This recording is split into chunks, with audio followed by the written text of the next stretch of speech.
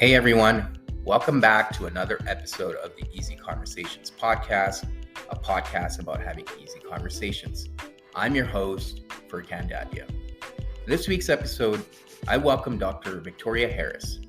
Dr. Harris is an accredited psychotherapist who works with children and adults and is the author of children's books. For her doctorate, she researched creative techniques in psychotherapy supervision, finding them useful when experiencing a lack of clarity and discomfort, and helping with insight. She has a middle grade book series focusing on the heroine's journey and a picture book that teaches skills to regulate the body and mind. She has worked in many different settings, such as forensic, psychiatric, family services, and private practice, and helped to develop mindfulness videos for a mental health school program in Ireland. Recently, she began a YouTube channel offering guided relaxation. In this episode, Dr. Harris and I discuss the importance of play for children and the value of engagement.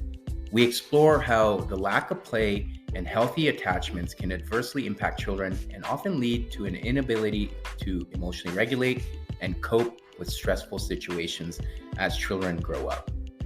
Dr. Harris and I also talk about the different forms of play children can engage in. We finally talk about the impact of screens on the development of children and the roles parents can play to support children with managing their screen times. Please find Dr. Harris on Instagram at Dr. V. Harris and online on her website at www.drvharris.com. And please leave a 5-star review at the end of the episode. I would truly appreciate it.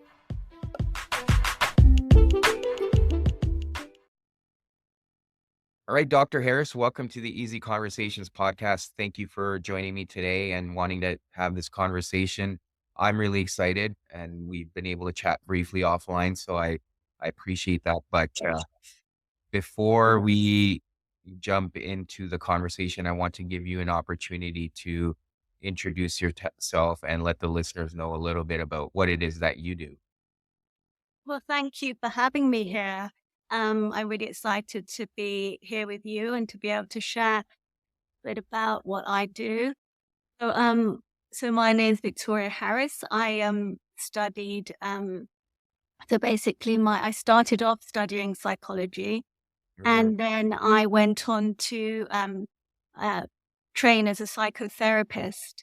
And through my work as a psychotherapist, I became very interested in working with children because I came across people where words weren't enough, that I needed another strategy in order to meet them and to help them to express and process what was going on for them. So I started to use creative techniques, which led me to train in using creative techniques. And then as I was working, I became very interested in that. And it led me to do a doctorate in psychotherapy where I actually researched the use of creative techniques in psychotherapy. So I work with children, adolescents, and adults, but I would say my way of working is integrative, but I also would use a lot of creative strategies if it fits with the client and if they're happy to go with that, which usually they are if they've seen my bio, Right. and they usually come to me because I like to work that way.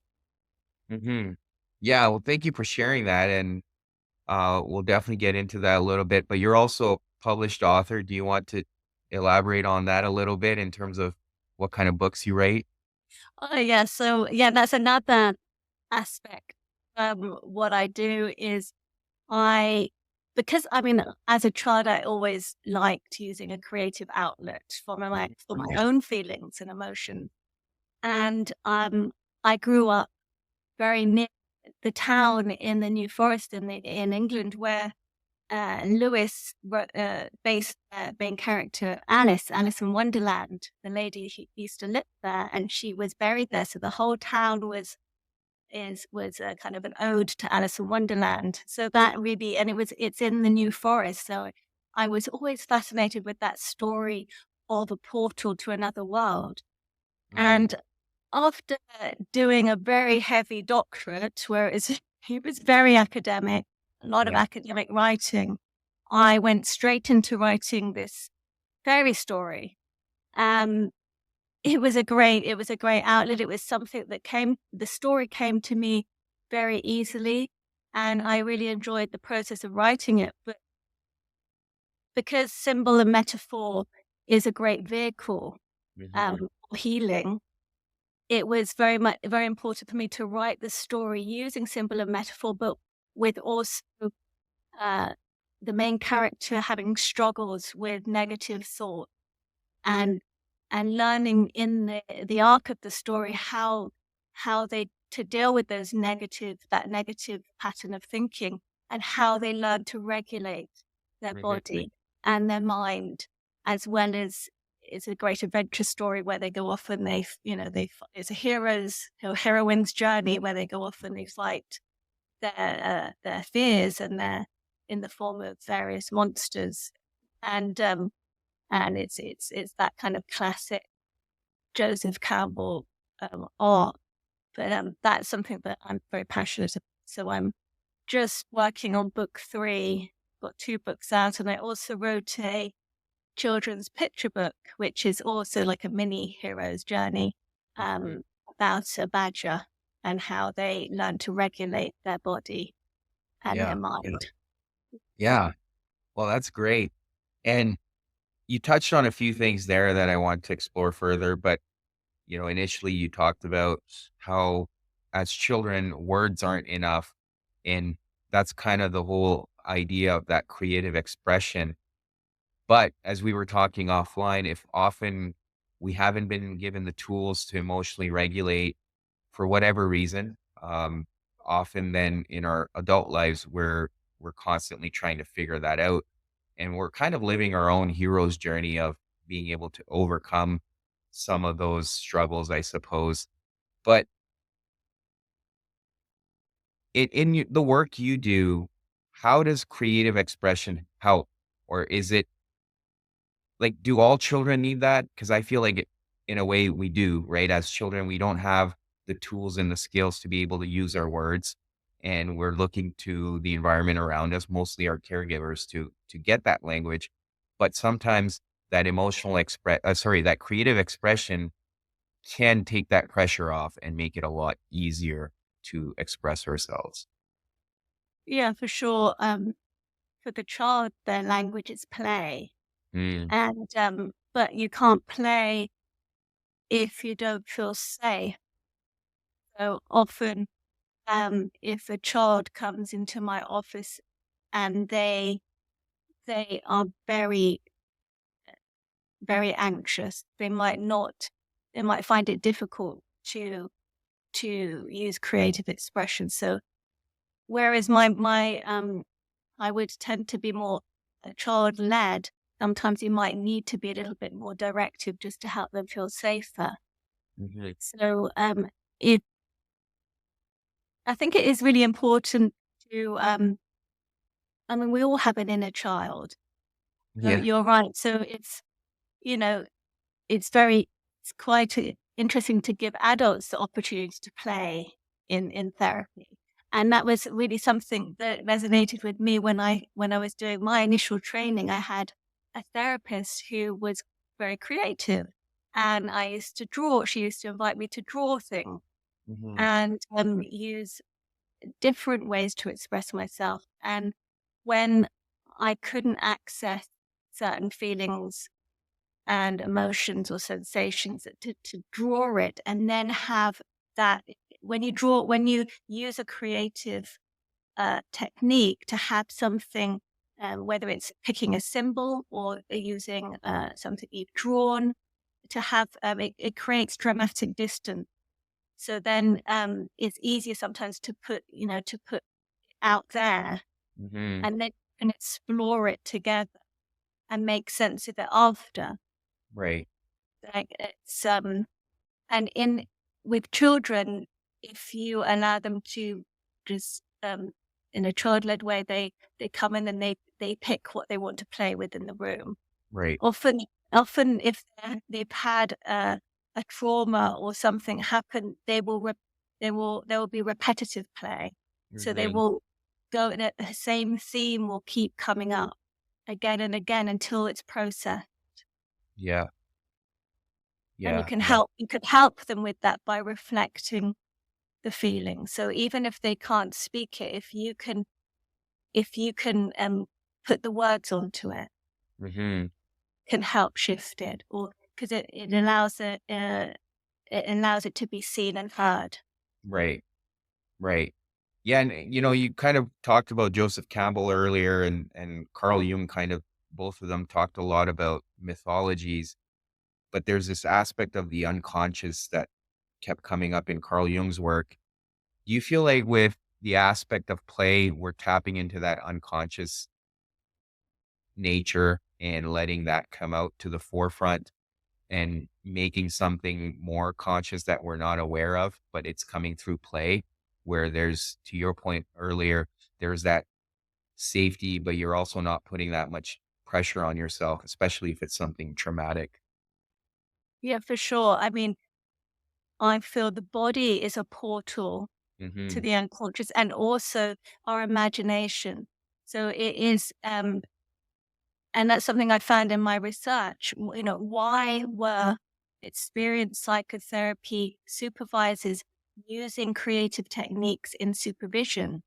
When I looked at it, it was because it works. Mm. It bypasses our conscious mind and it accesses something that we, in our unconscious or outside of our awareness that needs to be worked on. Hmm. So the fact that they used it because it was effective in doing that, it revealed something. Um, what was interesting is like, what was their motivation? And sometimes it was their motivation to reveal was actually stemming from their own discomfort. Mm. So because they were feeling uncomfortable, maybe the therapist was not, they were feeling that there was something unsaid in the room that may, because they're coming from a place of overseeing the work and Hmm. maybe their own anxiety at what was not being said was causing them discomfort. So they used it as a strategy to get to the issue. Right.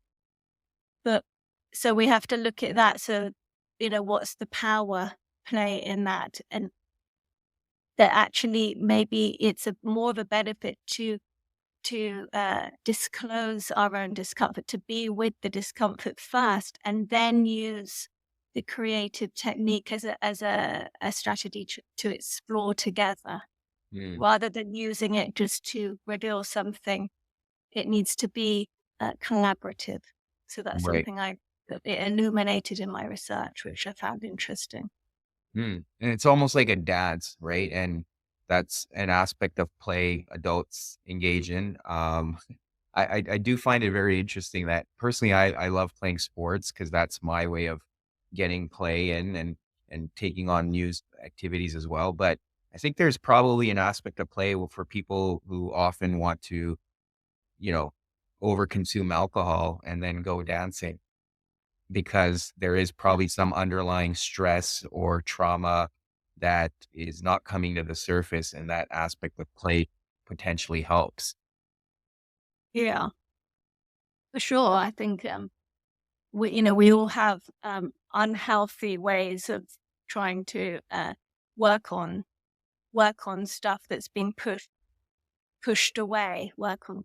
So I think it is actually really important uh, to to first create that sense of safety. I guess that was something that was really important, and it's something that is really important in my work. I would work on, first of all, on creating a sense of safety in the client, and in myself, because then from that point, you can then go on to explore Mm. and be curious. I think it's very difficult to be curious unless you feel there's a sense of safety. Um, I think, for me, definitely writing books is a personal way for me to process Yeah. what's what's going on in my own journey. And I use a lot of writing with teenagers as well. So for example, I will often I have all these different symbols in the room, and inviting them to pick something that to represent themselves, or what symbol would they pick, Mm-hmm. and then to talk about the symbol. So it's talked about, so it's outside of, it's in the room between us, and then explore that symbol. But then to go away, and they might have also picked symbols for different family members, and then to go away and to write a story. And it's just amazing. It's amazing what the story comes back, when they come back with the story the next week, Mm-hmm. it it illustrates exactly what the issue is. Right. And then we can spend time exploring that and working with the story, Mm. if that's what they want to do. Yeah. Yeah. And I find that with journaling, I kind of get the same ability to express myself where it's non-judgmental. I'm writing down the things that are coming to me and really putting some thought. And that's really helped me on my journey, ever since I really made journaling a conscious practice on a daily basis. But I can definitely see that. Right. And Yeah. the other thing I wanted to explore with you is as parents or caregivers, what are some things we can do for our children to create that safety and healthy expression? I know one time I suggested that my son start journaling, and I was like, yeah, you have to do this every day. And then fortunately, he came back to me and said, you know what? I don't really like this. I like drawing. So it's like, okay, well, let's get you stuff that you can use to draw. But, often we feel like just because something works for us, it may work for our child. And we force that on, which is probably having the opposite effect. And to your point, it's not creating that aspect of safety. So what can we do and how can we be more mindful? I think it's find, like you said, find what works for them, what Mhm. they enjoy. It's not something that can be pushed onto.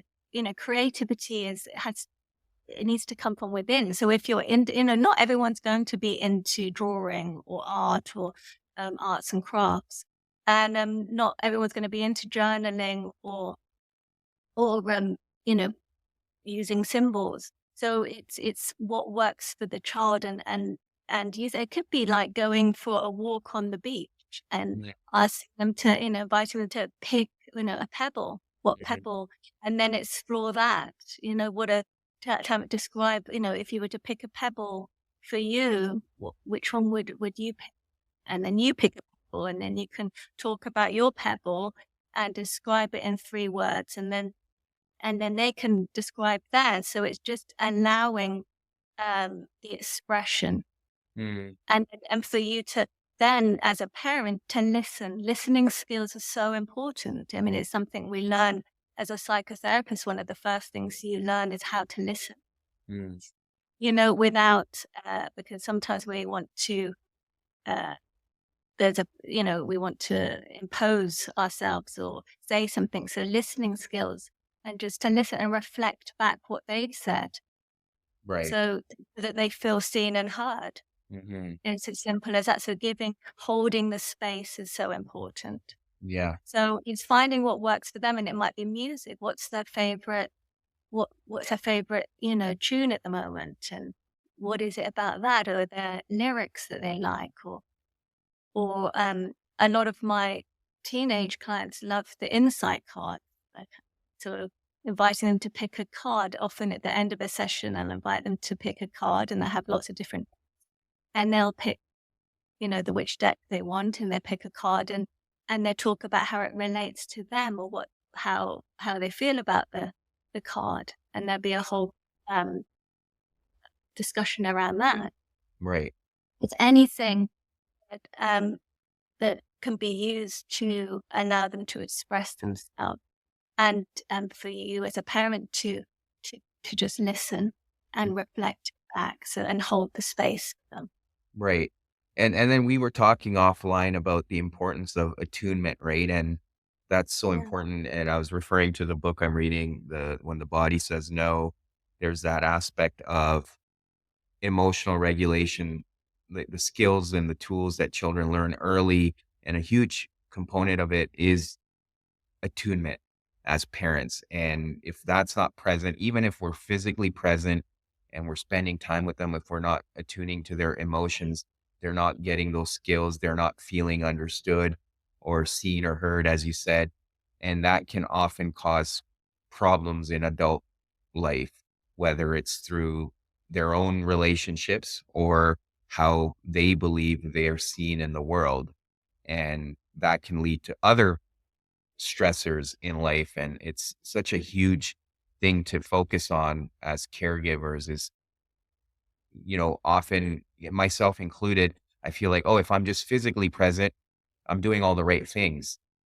Or if I'm just engaging my son in activities, I'm doing the right things. But no, it's understanding his emotions and listening. And often I, try to force things I feel like are in his bet, beneficial for him.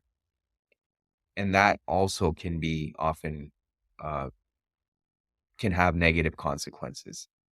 Though we can only do our best Yeah. and we can only be good enough. And if you ask my children, they would, have lots of complaints about me. I think I always remember when I was doing the training and I am for creative play therapy and Yeah. creative techniques. And I was pregnant at the time and someone turned around to me and they had more grown up children. They said, "Oh, you're so lucky you're learning all this now. You're going to be a fantastic parent." And I was like, "Oh, pat myself on the back." But, and then it happens to you. Right. Yeah. And, the thing is, the most important thing is learning to regulate yourself as a parent, because there's going to be times it's going to be very challenging. You're going to, all your buttons are going to be pressed. All your struggles are going to bubble up to the surface. And all you can do is hang on. And I think if we can convey regulation and the skills and then rupture and repair. So if you haven't, if you have had an outburst and you haven't been the perfect parent and that's a rupture, it's okay to say, "Look, I'm really sorry.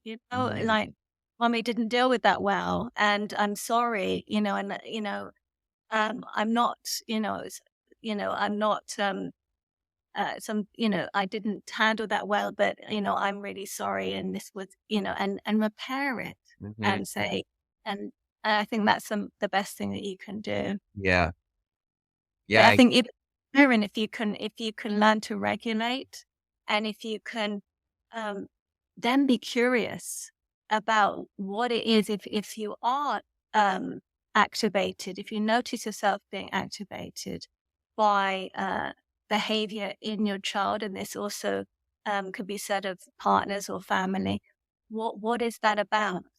Reflect on it, journal on it, use creative expression, and I think that's the most important thing that you can do. And then use working with the body. For myself, I think my own yoga practice, breathing technique, meditation has been very useful, but I think it's been learning to ground myself. Right. So knowing when I'm activated, knowing what I need to do. Even I've started doing personal therapy again because I think it's important as a therapist to go, to keep doing your personal development. Yeah. And today, I was talking about something from my very early 20s, and I felt my whole body activate, and I was shaking. But I knew that it was a feeling, it was an emotion that had been stuck in there, and it needed to be expressed. So I just breathed through it, grounded, put my feet on the ground, and because it was a safe space with my therapist, it was able to come up and it was able to pass through me. Yeah. So I think, we need to be kind to ourselves as well. Sometimes we can be so hard on ourselves. Yeah. And that's one of the things in my picture book. So it was about, what are the things that the Benny the Badger learns? He learns kind self-talk. He learns belly breathe he learns the importance of community and talking and feeling your community and who you have around you. And knowing that there are going to be emotional storms, but you beginning and a middle and an end, and that you can, we can't be free. We can't expect to, I think sometimes people say, I want to be healed. And for them, that means that they're not going to feel difficult feelings, emotions, thoughts, sensations. But it's not about that. Healing isn't about that. It's about knowing that you can have all that and experience the intensity of life, but that it's okay. Right. But you can have that and you can feel free and at peace. Mm-hmm. It's Yeah. neither or. Yeah, and I appreciate all that because I think, you touched on three main themes there. There's obviously that aspect of having grace for ourselves as individuals, and to your point, being kind from that regard. And then there's that aspect of also regulating ourselves. So some of the things you mentioned, whether it's yoga or breathing, I definitely find breath work has really helped my ability to emotionally regulate. So even when stressors come up or something comes up, I'm not having any outbursts, which obviously can have an impact on our children. But through that, through those practices, then we're able to role model for our children, right? And Exactly. whether if we fall short of where our own aspirations as parents, we're able to even role model repair. So then they can also grow up and understand that you will have conflict, you will have challenges along the way, but you should also have the skill sets to be able to apologize and repair. And I think all of those things are so important that you touched on. Yeah, I think, and children are very, very sensitive to even an expression on your face. Yeah. Yeah. They Yeah. can tell if you're activated. So, if we can learn that in ourselves, then we will be modeling it to them. And Mhm. if we can learn that, if we can show that sometimes we don't get it right, but it's okay and that we can repair, we're Yeah. also modeling that, and if we can face our challenges and difficult, discomfort, and we're also modeling that because most of the time we don't want to feel discomfort. Mhm. And that's another thing that my research showed that, you can have as many letters after your name as you want, but as Right. human beings, we don't like discomfort. So our natural reaction is to push it away, to push it down, to push it onto somebody else. Mhm. But actually what we need to do is we need to hold it and be with it and allow it uh, to pass through us. Mhm. Yeah. Yeah. No, that's fair. The other area when it comes to children is this whole idea of autonomy, right? And there's this aspect that sometimes we try to control their environment too much or we're too far removed. There's obviously a healthy balance there, but what are your thoughts around being able to equip children with the appropriate amount of autonomy so then they can grow up to be independent adults? Yeah. That's an interesting question. You know, every families and every parents are going to have different ideas about, and I think it's a delicate balance. Yeah. And I think for what's right for one family is not going to be right for another Mhm. person. I think it is important to give them a sense of autonomy, um, but that's very challenging as a parent. Right. Yeah. It's important for us to reflect as parents on what is it a safe amount? What's So it depends what it is really, is what I'm saying. Yeah. And is it one need to control and protect? Is that coming from our own needs? Yeah. Is so who's benefiting from that? Who's Yes. inner child? Is it my inner child that wants to is struggling, or is this the appropriate amount uh, of minding for my child because it's not safe? Hmm. So it's trying to figure that out. So um, uh, yeah, it depends on the situation. I think Yeah. it's Yeah. very specific. Right. And you touched on a very crucial point too, is it our own need for control, or is it actually, to your point, in the real benefit of the child? Because I feel like often it's our own emotional attachment to the child that could be getting in the way, and or the I guess even the narrative we created in our head that, oh, what will that say about me as a parent if I'm giving this much freedom to my child?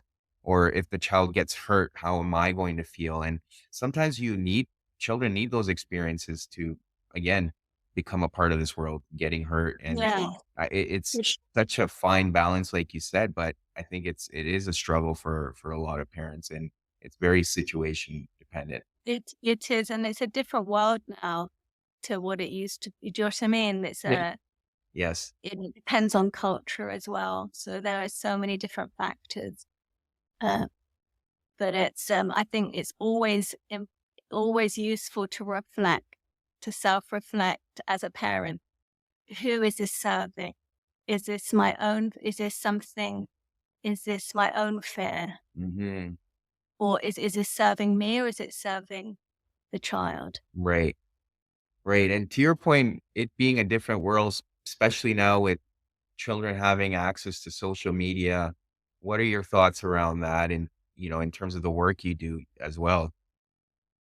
Well, um, in terms of social media, I think I'm in favor of making sure you always have the security to make sure that, if I know that children are having phones and at much younger age, but in terms of security, make sure that you have that on the phone so that they don't have, and so you can control the app, you can Hmm. control the screen time until they're old enough to be able to do that and self-regulate. Hmm. And yeah, because yeah, I mean that's something I mean it's a household issue with us, but we've always been strict to have all the kind of to use the apps that monitor and make sure that that there's no free access to the internet, Yeah. Yeah. and we can see what's going on and put limits on certain things. So, Yeah. but I mean, it's something that's definitely that needs to be kept. You have to keep it's family specific. Yeah. Uh, Right. And that's the thing. What you do, you might put all the limits on your children's phone, and then they go to school and then their friend doesn't have the limits on their phone. So the thing is they're gonna see stuff. So Hmm. I'm always in favor of getting in there early and Right. talking to the children at a child appropriate age appropriate way. Hmm. There's sometimes there might be stuff that they are exposed to that might give them a fright and that they won't feel right about. Because I have had children as young as 8 being exposed to extreme porn, for Hmm. example, that come into the office. So I'm in favor of having difficult conversations in an age appropriate way, Right. just to prepare children and so that they understand that they can always come to you, Yeah. that you're not going to be mad at them, that it's okay, that there's stuff out there that, will give you a fright, you know, and that's how for younger children, that's how I put it, just in case there was ever a time they saw something. And this has happened, have had children who have been exposed to something, but they've been too afraid to talk to their parents about it. And it's been, it's caused a lot of suffering. So I'm always in favor of having difficult conversations, but in an age appropriate way, Right. so that they can always come to you. Hmm.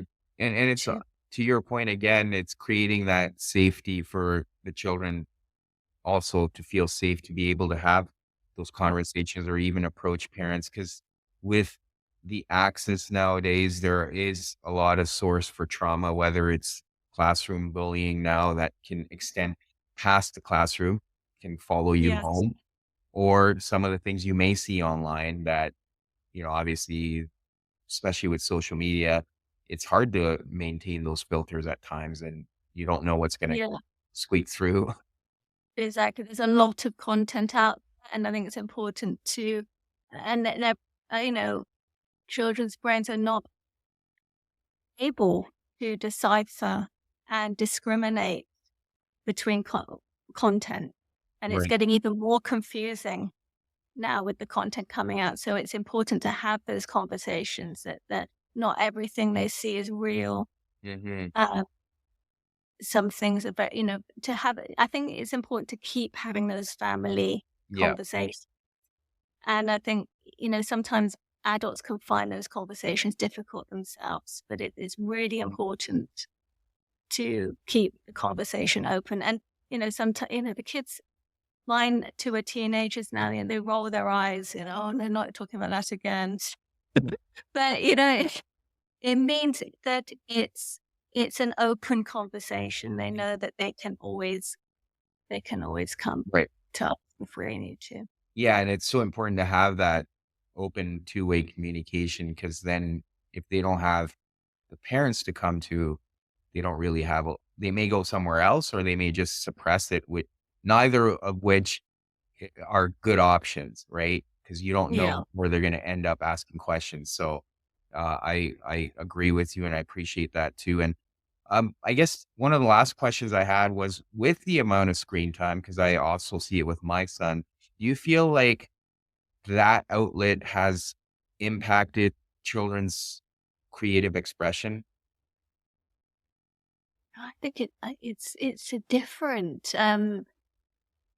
I mean, there are just observing my own children. I mean, I have got one of my children. I mean, loves to build things. Mhm. So in that respect, that's extremely creative. That you Right. get to build a house and build a world, and it's just a different way of doing it, isn't it? So, Yeah. and then so I think things are changing, things are shifting, Yeah. and creativity maybe is expressed in a slightly different way. Yeah. Yeah. For sure. I mean, I see it with a lot of kids creating videos on YouTube and stuff. That Yeah. is definitely a different form of expression. But I just often wonder with the games they're playing or just binging on videos or Netflix for that matter, are they actually able to process things in their head and do something with it, right? And I don't know what the right answer is because obviously Mm. we're always evolving as a species, but I often wonder, right? And um, yeah, And it's fascinating, and there hasn't, to be honest, there hasn't, there needs to be more research on it. mhm, Um, but definitely, it's had an impact, and I don't know if I look, they know a lot more. yeah, My 14-year-old said, "No, so much, like, no, the access to knowledge now is amazing." I mean, mm, if you think you can have so much, you can have access to anything, all this knowledge and history and arts and culture, it's amazing. mhm, So in that way, it's enriching. right, So it's about balance. yeah, I do.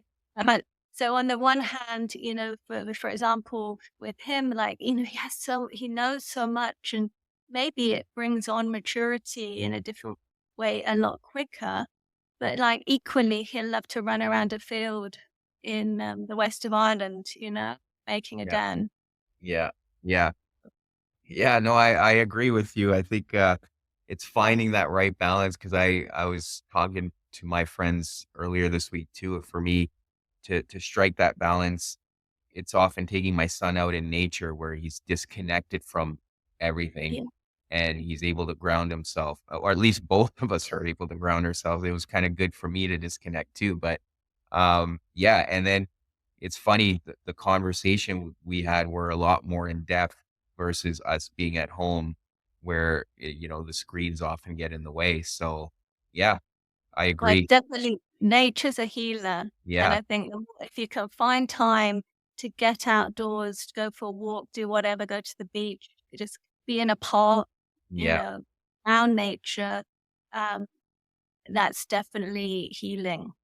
And even, as a parent, to do something with your child out in nature, and it doesn't have to be for long, you know, Yeah. go for the bike ride, uh, whatever it is, just to get out. Yeah. And so but those are the times where you can have the most natural conversation. Yeah. I agree. And you're very, you know, lucky to be in Ireland to be around all kinds of amazing natural beauty. So I've been able to experience it personally too, but uh, very, very fortunate. But Yeah, that's a challenge for people living in cities, but it's, I suppose, get to the park. You know, mhm, there's always a lovely park, and even just going for a walk in the park, playing football, whatever it is, just to have those moments of play mhm, with your child, where yes, it is where you're all off devices and you're just playing. Because, that's what we've all, if you look at animals, they love to play. mhm, No? So we're the same. We build connection through play. yeah, So we find pockets of time, to do that, to get out and connect through play. yeah. Uh, I agree. Yeah, social connection and play are very important for us. Um, Dr. Harris, thank you so much for coming on Thank here and having this conversation with me. I'm really grateful. I do, want to give listeners an opportunity if they want to get a hold of you or find you online. What are some ways they can do that? They can check out my Instagram at Dr. V Harris. I am also at drvharris.com, and that's my website. And I've got a YouTube channel which where I do kind of mindfulness meditation, both for adults and for children, which I'm hoping to expand as well. You can catch me on that. Yeah, I'll put all of that in the show notes, but thank you again. Thank you for coming Yeah. on here. Yeah, Thank you so much. It's been a pleasure. likewise. Thank you for checking out this episode with Dr. Harris. As always, please leave a review or a comment in the comment section. I always love hearing from you. And if you haven't already done so, please subscribe to the podcast on Apple Podcasts or Spotify. That's the best way to support this podcast. Thank you, and until next week.